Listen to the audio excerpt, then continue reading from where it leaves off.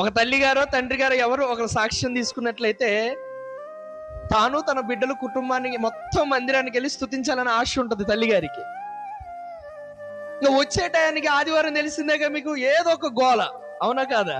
ఎవడో ఒకరు లేస్తాడు, గలిబిలి చేస్తాడు, ప్రార్థనకి రాకుండా చేస్తాడు.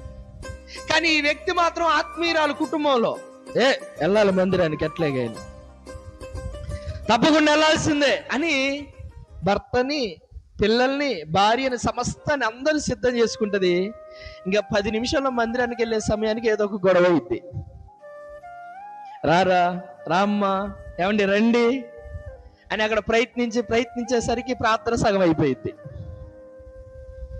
వీళ్ళు ఎట్లయినా రావట్లేదులే, నేనన్నా పోయి గడిపోతానని చెప్పేసి పరిగెత్తుకుంటూ వచ్చి చర్చిలో కూర్చుంటది. ఇప్పుడు దేవుడు ఏం చేస్తాడు? పైనుంచి చూసిన వాడు, అమ్మో నా బిడ్డ చాలా ప్రయాసపడింది కానీ కుటుంబాన్ని నడిపించుకోలేకపోయింది, అయినా వారు ఆగారని, వారు ఇబ్బంది పెట్టారని మాత్రం ప్రార్థనకి ఆగిపోలేదు, ఏదో రీతిగా నా దగ్గరకు వచ్చి కూర్చుంది.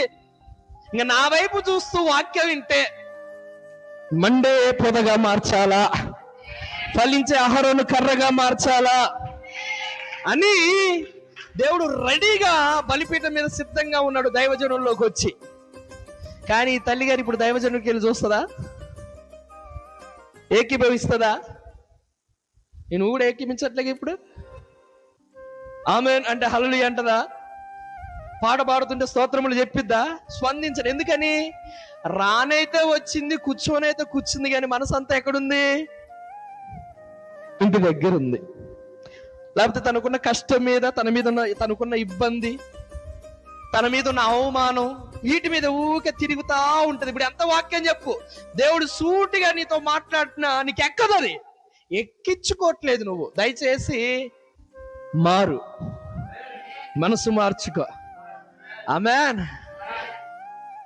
అనేక దెబ్బలు తిన్న స్టెఫెన్ని సభ మధ్యలో పెట్టగా సమూహము చూచుచుండగా అతని ముఖము ప్రకాశిస్తూ దేవదూత ముఖము వలె కనబడుచున్నదే.